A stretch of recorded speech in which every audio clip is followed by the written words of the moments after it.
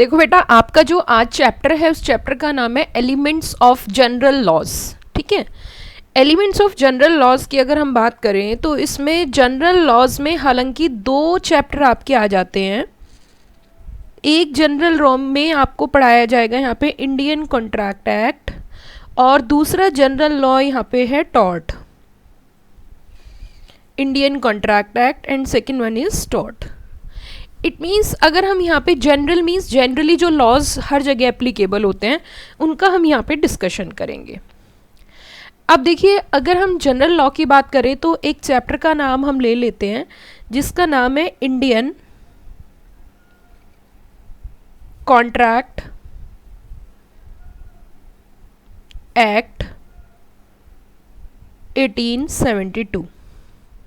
क्या बोला मैंने? Indian contract act 1872।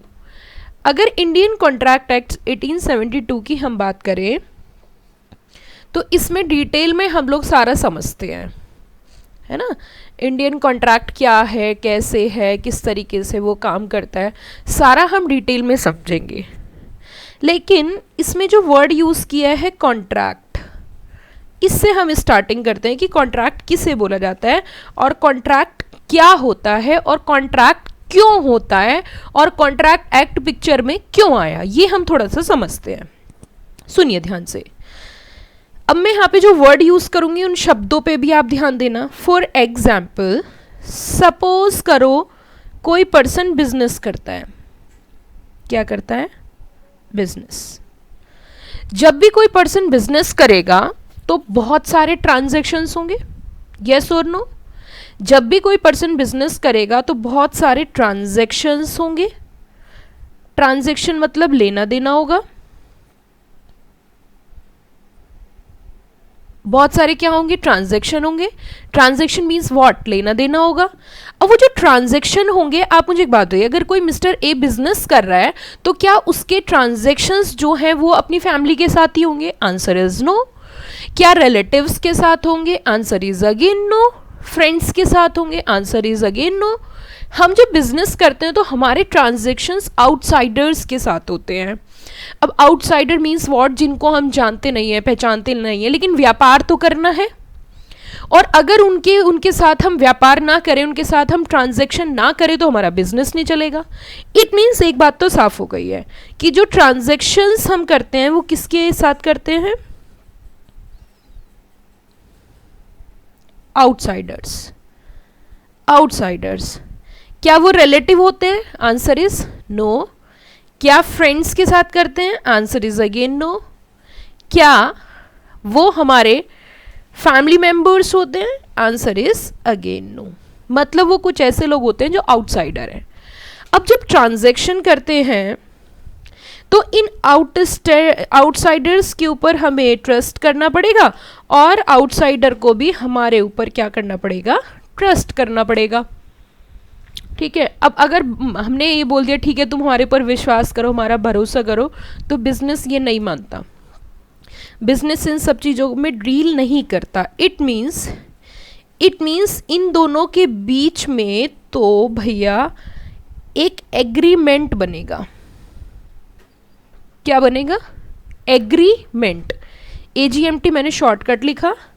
एग्रीमेंट बनेगा और आपको भी पता है इन ट्रांजैक्शन का नेचर कैसा होगा। ये किस नेचर के ट्रांजैक्शन होंगे? ये होंगे फाइनेंशियल नेचर के ट्रांजैक्शन। कैसे नेचर के ट्रांजैक्शन होंगे? फाइनेंशियल नेचर के ट्रांजैक्शन होंगे जो आउटसाइडर और बिजनेसमैन के बीच में कहीं ना कहीं होंगे। नेचर कैसा होगा? In terms of finance. In terms of finance means पैसा। फाइनेंशियल नेचर के ट्रांजैक्शंस होंगे। ठीक है। उसके लिए क्या किया इन्होंने? उसके लिए क्या किया? एग्रीमेंट किया। अब जैसे ही एग्रीमेंट किया, अगली बात पे मेरे ध्यान देना, जैसे ही एग्रीमेंट किया वैसे ही उसमें एक पार्टी के राइट्स होंगे, एक पार्टी के तो अधिकार होंगे और दूसरी पार्टी की ऑब्लिगेशन होगी। दूसरी पार्टी की क्या होगी? ऑब्लिगेशंस। क्या होगी? ऑब्लिगेशन। अधिकार और ऑब्लिगेशन मीन्स जिम्मेदारी, मीन्स ड्यूटी, ऑब्लाइज्ड होगा वो। ठीक है, जैसे ही एग्रीमेंट होगा एक पार्टी की क्या होंगे? राइट, और दूसरी पार्टी की क्या होंगी? ऑब्लिगेशन। इस पॉइंट को मैं एग्जाम्पल के साथ बताती हूं। कैसे? देखिए, फॉर एग्जाम्पल अब समझिए। फॉर एग्जाम्पल मान के चलिए मिस्टर ए है और वो अपनी गाड़ी सेल करना चाहते हैं। किसको? मिस्टर बी को। किसको सेल करना चाहते हैं? मिस्टर बी को। एक बात बताइए, क्या मिस्टर ए सेलर है या नहीं है? आंसर देना येस और नो में। क्या मिस्टर ए सेलर है या नहीं है? क्या मिस्टर ए गाड़ी बेच रहे हैं या नहीं बेच रहे? Answer is yes. क्या मिस्टर बी बायर है या नहीं है? यस और नो। इनके बीच में होगा एग्रीमेंट, और जब इनके बीच में एग्रीमेंट होगा तो ये क्या क्रिएट करेंगे? जल्दी बताइए। राइट्स, और दूसरी क्या होगी?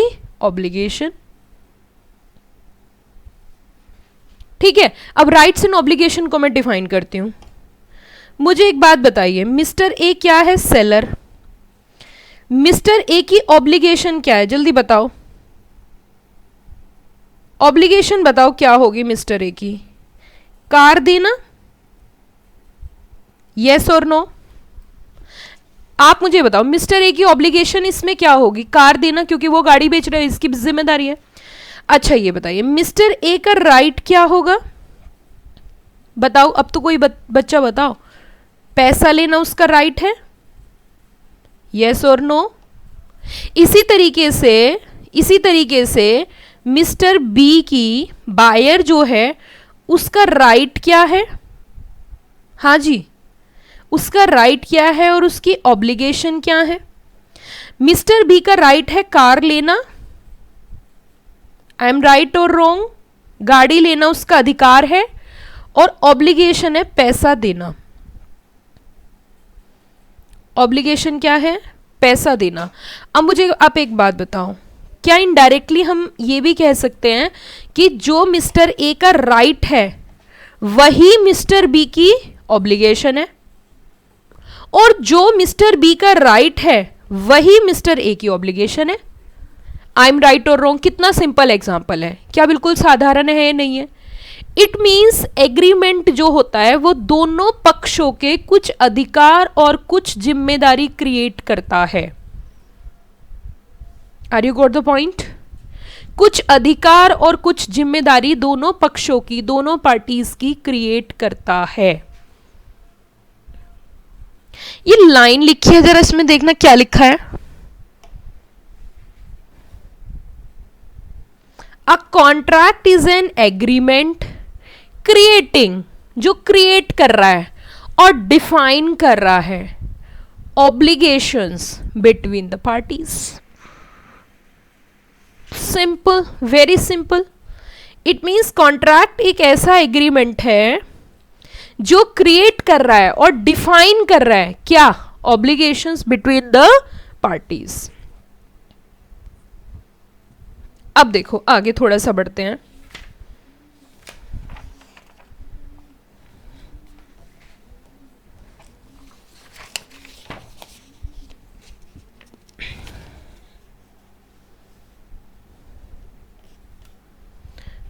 डेफिनेशंस की बात करते हैं। कॉन्ट्रैक्ट की ना दो तरीके की डेफिनेशंस हैं।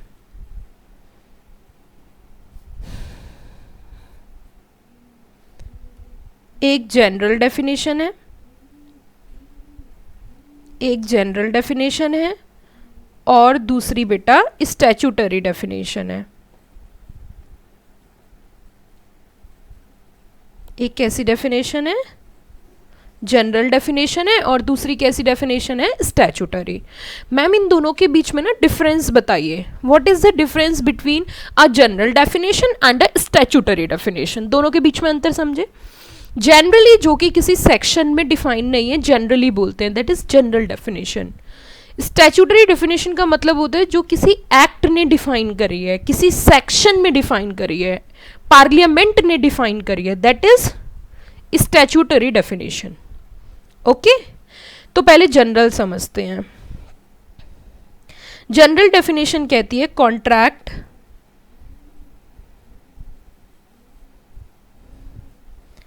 is an agreement, contract is an agreement which create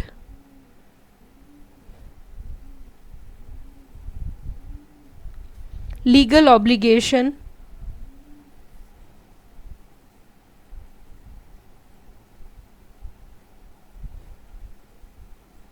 between parties। Contract एक ऐसा एग्रीमेंट है जो क्या क्रिएट कर रहा है, लॉ के द्वारा लॉ की ऑब्लिगेशंस क्रिएट कर रहा है। क्या क्रिएट कर रहा है, लॉ की ऑब्लिगेशंस क्रिएट कर रहा है। अगर क्रक्स में बोले तो contract is equals to agreement plus creating legal obligation.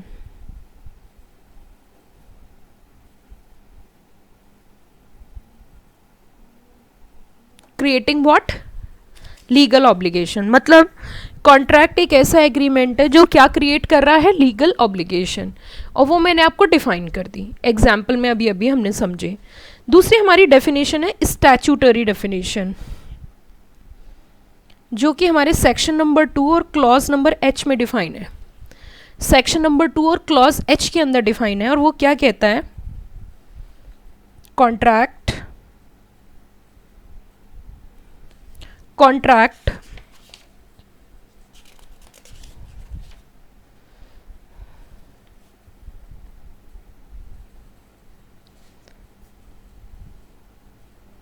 To H में, वेरी वेरी इंपॉर्टेंट, आपको ये भी ध्यान रखना पड़ेगा, ये जो 2H है ना, जो यहाँ पे 2 और H लिखा है, ये आपके लिए इंपॉर्टेंट है। हालांकि मैं आगे चल के आपको ये लर्न करवाऊंगी, टेक्निक है मेरे पास। तो अब दूसरी डेफिनेशन समझते हैं। Contract is an agreement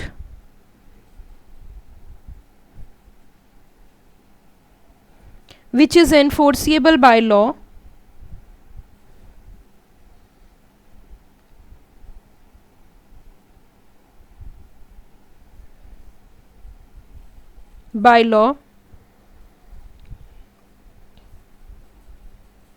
is known as contract। It means crux में हम बोल सकते हैं contract is equals to agreement plus enforceable by law. Crux में हो गया ना, कॉन्ट्रैक्ट है प्लस क्या होना चाहिए, एनफोर्सिएबल बाय लॉ। नाउ मैं इसको एनालाइज कराती हूं, एनालिसिस। एनफोर्सिएबल बाय लॉ का मतलब क्या है,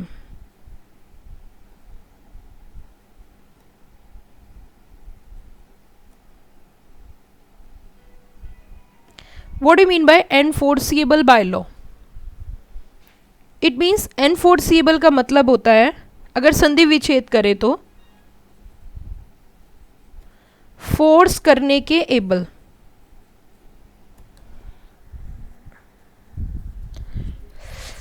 फोर्स करने के क्या, एबल, तो उसे क्या बोलते हैं, एनफोर्सिएबल। नाउ क्या फोर्स करने के एबल, वो हम समझते हैं।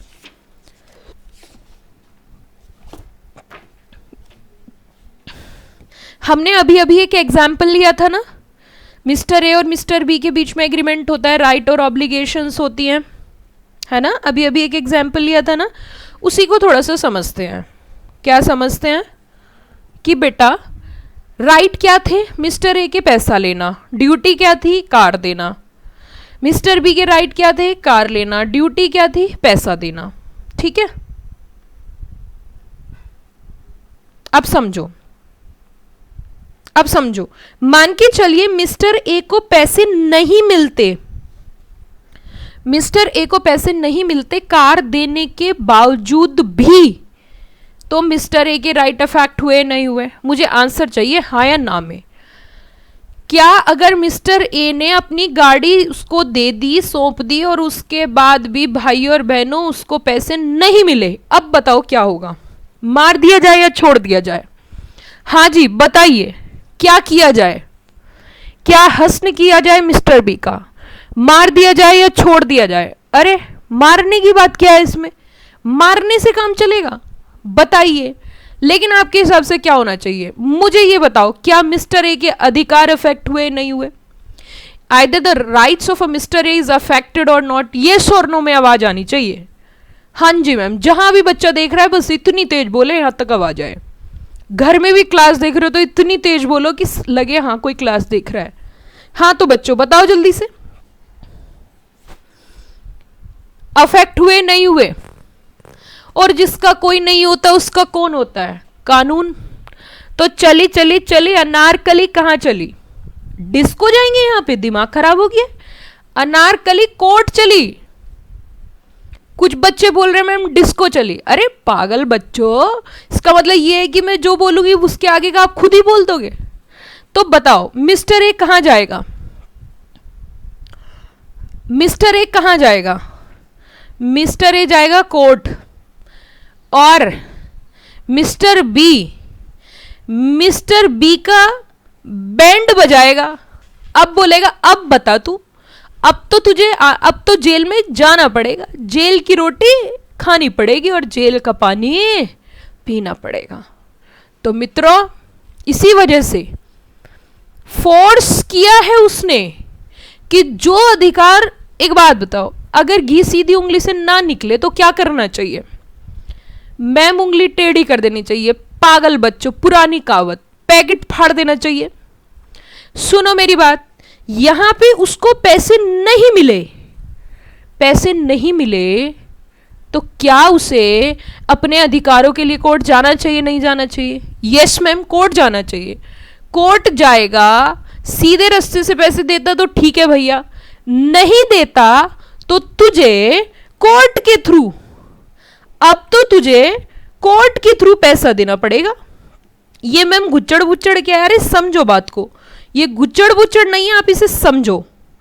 इट मीन्स हम कह सकते हैं अब वो पैसा किसके थ्रू आएगा?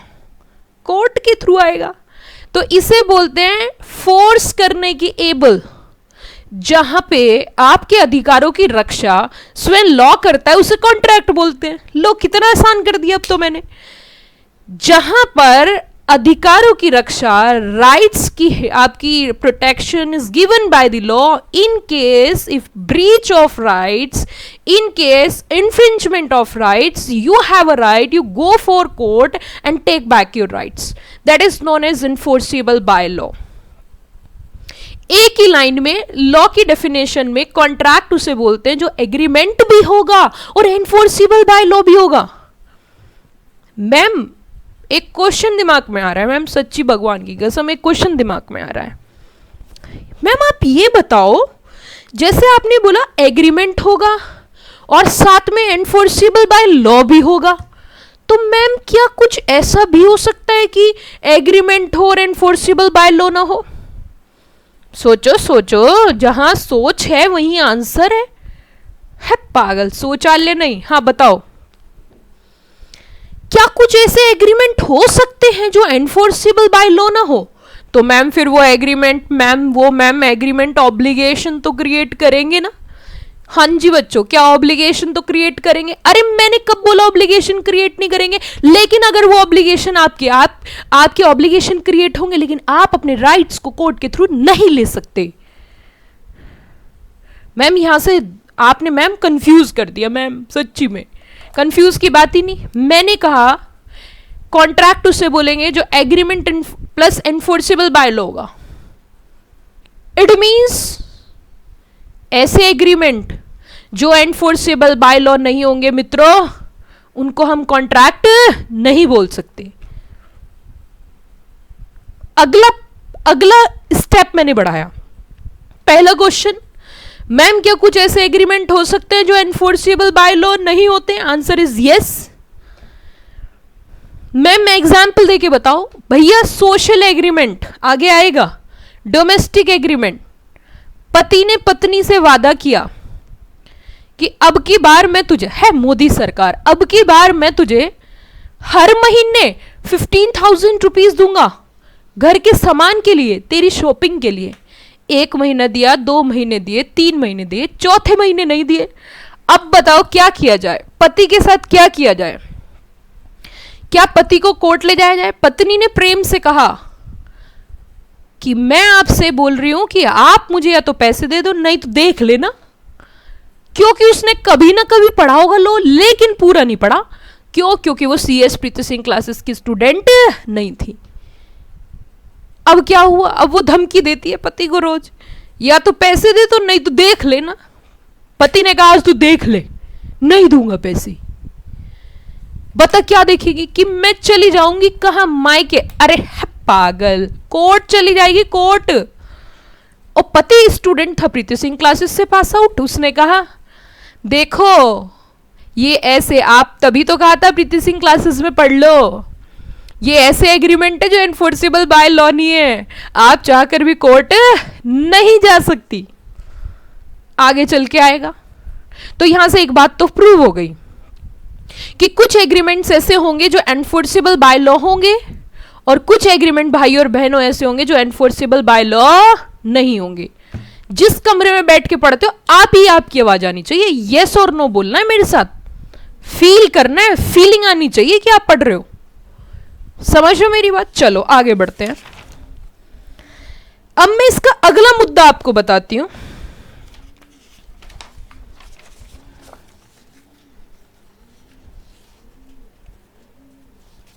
क्वेश्चन का आंसर देना, मैं क्वेश्चन बना रही हूं, तुम आंसर देना है।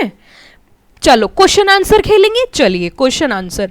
मेरा पहला क्वेश्चन आपसे, either all agreements are enforceable by law. बेटा मुझे आवाज आनी चाहिए, अगर मेरे साथ साथ नहीं बोलोगे मैं आगे नहीं बढ़ूंगी। जब तक आपके कमरों में से, जहां जहां हिंदुस्तान के जिस जिस कोनों में आप पढ़ रहे हो, मेरे तक आवाज पहुंचनी चाहिए, बस ऐसे बोलना है। बताओ, और नहीं बोला तो तुम्हें कसम है, तुम्हें कॉन्ट्रैक्ट एक्ट की, अगर तुमने नहीं बोला तो कमरों में बैठ के जहां पढ़ रहे हो उसमें यस और नो बोलना है। तो बताओ, either all agreements are contract, नहीं नहीं नहीं, either all agreements are enforceable by law. हाँ जी भाइयों बहनों, आवाज आनी चाहिए मुझे। Either all agreements are enforceable by law. Answer बताओ जल्दी जल्दी। हाँ जी, आवाज आई। कहां से आवाज आई? दिल्ली, दिल्ली वाले, साउथ दिल्ली यस, अच्छा north Delhi yes, okay good, very good. East Delhi भी yes, very good, beautiful, okay. Ghaziabad भी कह रहे हैं यस। मुर्गा बन जाओ अभी। लड़की बोल रही है मैम हम कैसे बनेंगे? तो तुम मुर्गी बन जाओ। अच्छा नो बोल रहे हो, अपनी बात को पलट रहे हो तुम। सुनो, either all agreements are enforceable by law. Answer is no. बनो मुर्गा। Answer is no. Very good Patna, good good answer. All agreements are enforceable by law. हाँ हाँ बोलो, either all agreements are enforceable by law. Answer is no. Answer is no. समझ आई बात? चलिए, तो रीजन, क्योंकि कुछ एग्रीमेंट ऐसे होते हैं जो एनफोर्सेबल बाय लॉ नहीं होते।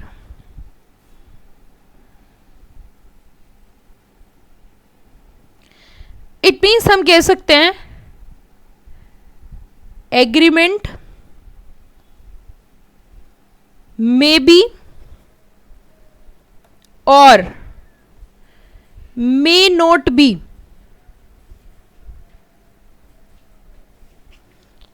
एग्रीमेंट मे बी और may not be enforceable by law. इस बार तो कमरे के बाहर आवाज चली जानी चाहिए। बताओ जल्दी से, क्या एग्रीमेंट एनफोर्सिएबल बाय लॉ हो भी सकते हैं और नहीं भी हो सकते? आंसर बताओ। और जिसने आंसर नहीं दिया ना, मानती हूं आप अपने रूम में वहीं से ही आंसर दो, सबको पता चलना चाहिए आप पढ़ रहे हो। एग्रीमेंट मे बी और may not be enforceable by law.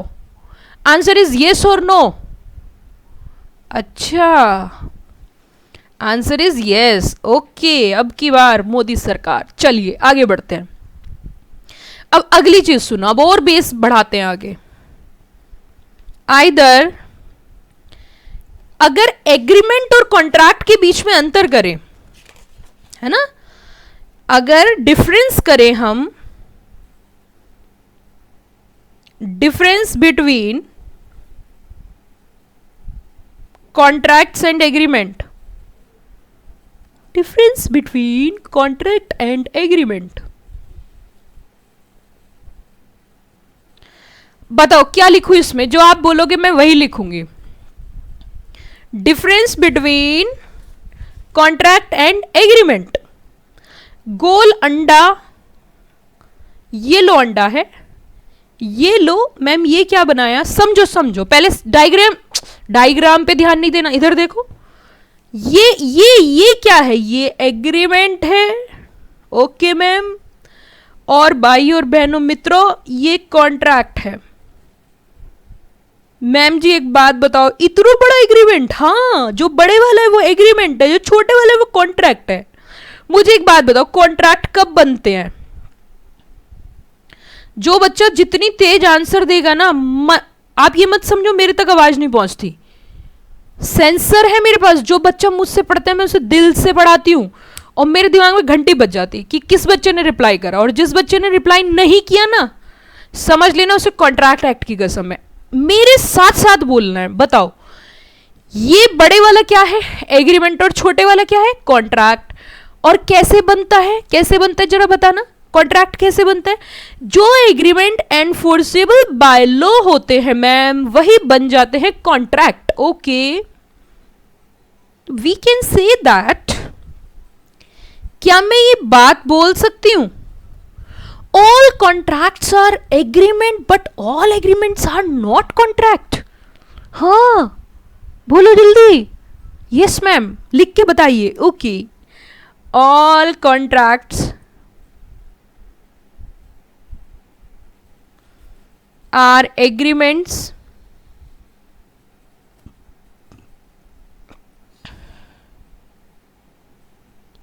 but all agreements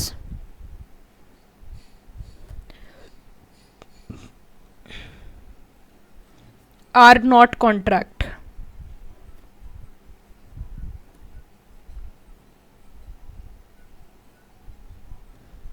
All contracts are agreement but all agreements are not contract. Agreement is a broader term.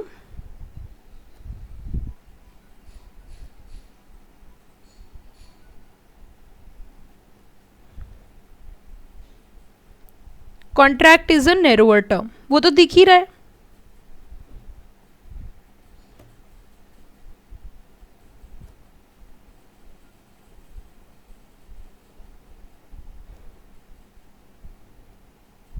Agreement is a broader term, contract is a narrower term.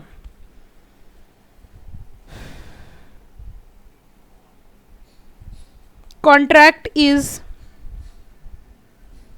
always enforceable by law.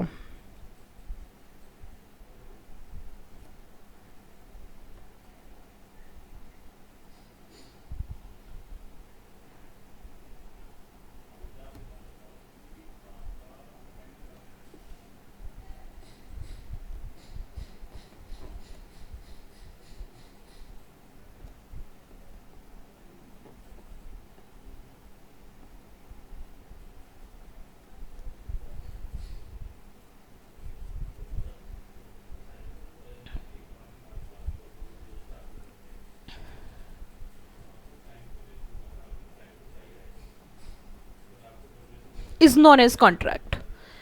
लिख लिया सब बच्चों ने? All contracts are agreement but all agreements are not contract. Agreement is a broader term, contract is a narrower term. Contract is always enforceable by law but agreement enforceable by law is known as contract. Over and out, भाई और बहनों, खत्म। आगे बढ़ते हैं अगले concept की ओर। बेटा जी, अगला कॉन्ट्रैक्ट, अगला कॉन्सेप्ट जो हम पढ़ेंगे, पढ़ने के बाद दिमाग में अजीब सी झंझनाहट होगी आपके। इतने इजीली मैं आपको सारे सेक्शन याद करा दूंगी कि आप सोच भी नहीं सकते।